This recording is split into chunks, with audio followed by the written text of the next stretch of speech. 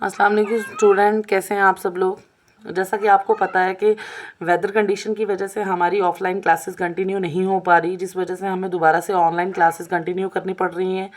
अब हमने offline classes में आपने देखा था कि हमने बायोमॉलिक्यूल स्टार्ट किया था। बायोमॉलिक्यूल्स में आपका लास्ट टॉपिक बचा था सेक्शन ए वालों का, 11 सेक्शन ए वालों का लास्ट टॉपिक बचा था इंजाइम्स वाला पोर्शन। ठीक है, आज हम इंजाइम को स्टार्ट करेंगे। आपको पता है इंजाइम्स क्या होते हैं।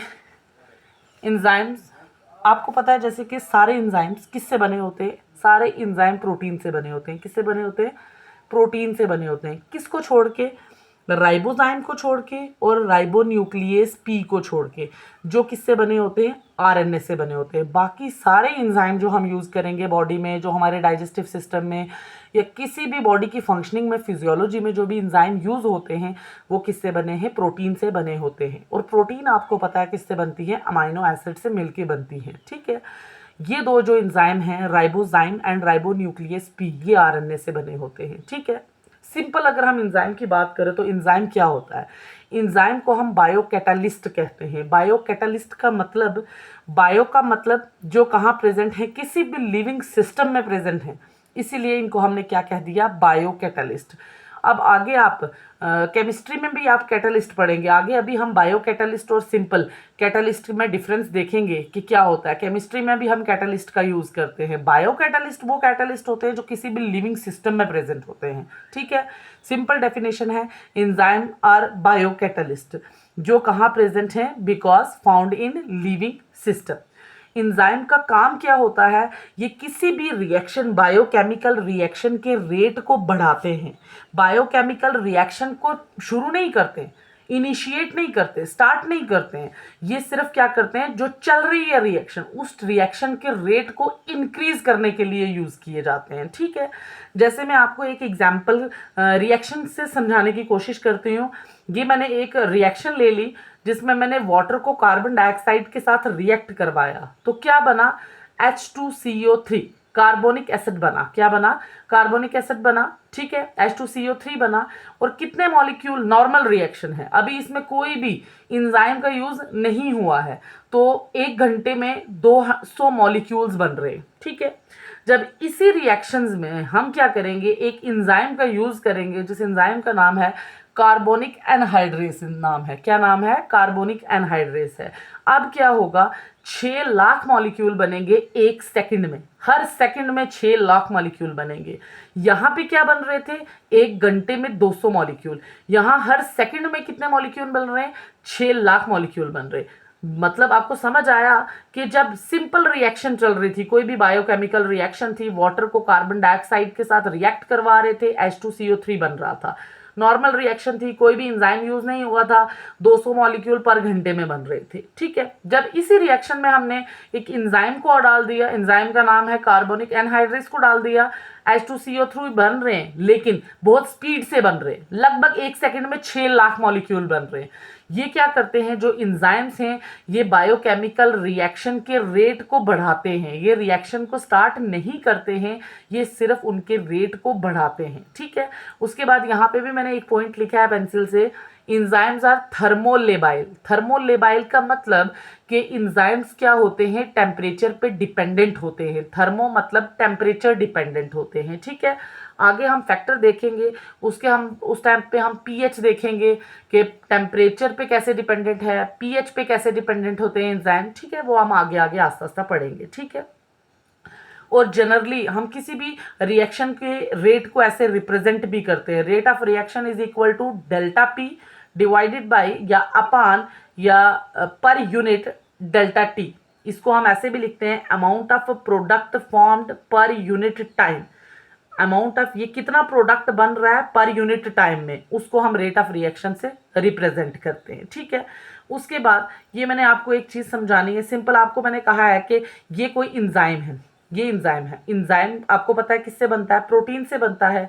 और प्रोटीन अपनी सबसे पहले किस स्ट्रक्चर में प्रेजेंट होती है? फॉर्म में प्रेजेंट होती है प्राइमरी स्ट्रक्चर में। प्राइमरी स्ट्रक्चर में आपको पता है जो भी जो भी प्रोटीन होती है वो अपनी लीनियर चैन की फॉर्म में होती है। ये देखें लीनियर चैन शो की। इसमें मैंने बताया है कि ये जो प्रोटीन में 3 तरह के अमाइनो एसिड होते हैं, 3 कैटेगरी के अमाइनो एसिड होते हैं। अब मैं आपको 1 बाय 1 बताऊंगी वो तीनों कैटेगरी, कि वो तीनों अमाइनो एसिड की कैटेगरी कौन सी होती हैं। सबसे फर्स्ट कैटेगरी देखें अमाइनो एसिड की, जो प्रोटीन में होती है, जो किसी भी इंजाइम में प्रेजेंट होती है, वो अमाइनो एसिड कौन से होते हैं। These are amino acid which help enzyme to take secondary and tertiary structures, that is these amino acid help in making bond so that protein can fold।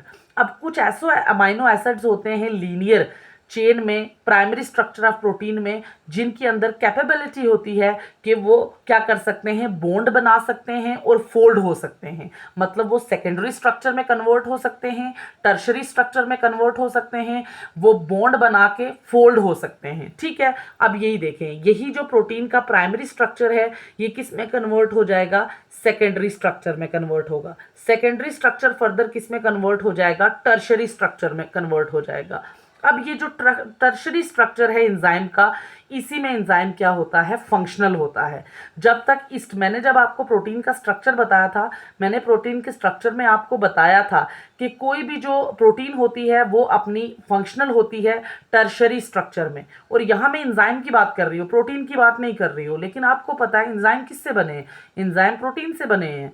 अब protein के 3 forms होते हैं, primary form होता है, secondary form होता है, tertiary form होता है। जब प्रोटीन अपनी टर्शरी फॉर्म में आएगी तभी वो एक्टिव होगी, वही तभी एक्टिव होके वो क्या करेगी, फंक्शनल होके किसी भी मतलब सबस्ट्रेट को प्रोडक्ट में कन्वर्ट करेगी। पहले आप इतना समझे कि पहली कैटेगरी एंजाइम की वो होती है जो क्या करती है, लीनियर जो चेन है प्राइमरी की उसको कन्वर्ट करेगी सेकेंडरी में, सेकेंडरी को कन्वर्ट करेगी टर्शरी फॉर्म एंजाइम की में, जिसमें ये क्या होगा, ये फंक्शनल होगा। ठीक है, और टर्शरी फॉर्म ये देखें ऐसे होगी, ये देखें ऐसे होगी। यहाँ पे बीच में एक्टिव साइट जनरेट होगी। ये क्या होगी, ये एक्टिव साइट जनरेट हुई है। इसी एक्टिव साइट में सबस्ट्रेट आके क्या करेगा, बाइंड करेगा और कन्वर्ट होगा, किसमें, प्रोडक्ट में कन्वर्ट होगा। ठीक है, चले आगे हम देखते हैं।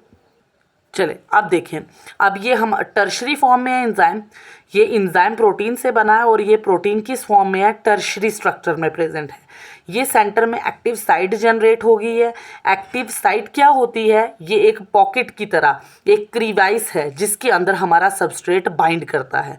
ये हमारा क्या है, ये सबस्ट्रेट है। कोई भी रिएक्शन है आपको पता है, substrate get converted into, 2 substrate आपस में मिलेंगे और वो किस में कन्वर्ट होते हैं, प्रोडक्ट में कन्वर्ट होते हैं।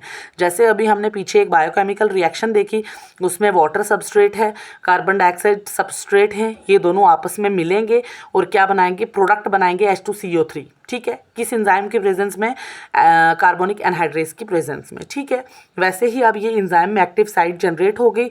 इस एक्टिव साइट में ये सबस्ट्रेट आके क्या करेगा, बाइंड करेगा।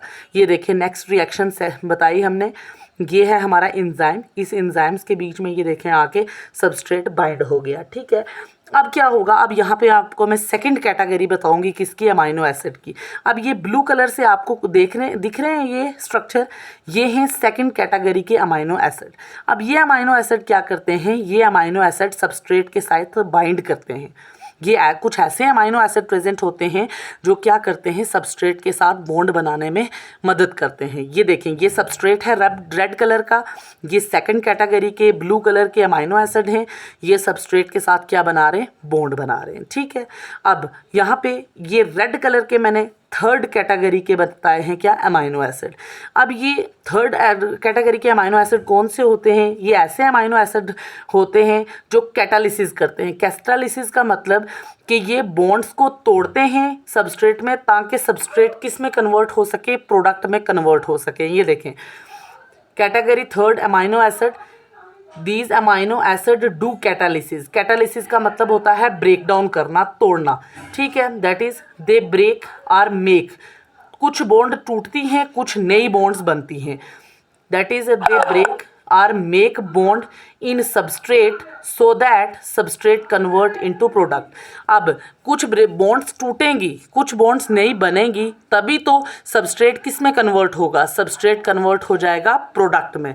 ठीक है, ये 3 तरह के अमाइनो एसिड प्रेजेंट होते हैं किसी भी इंजाइम में। इंजाइम किससे बना है, प्रोटीन से। प्रोटीन किससे बनी है, अमाइनो एसिड से बनी है।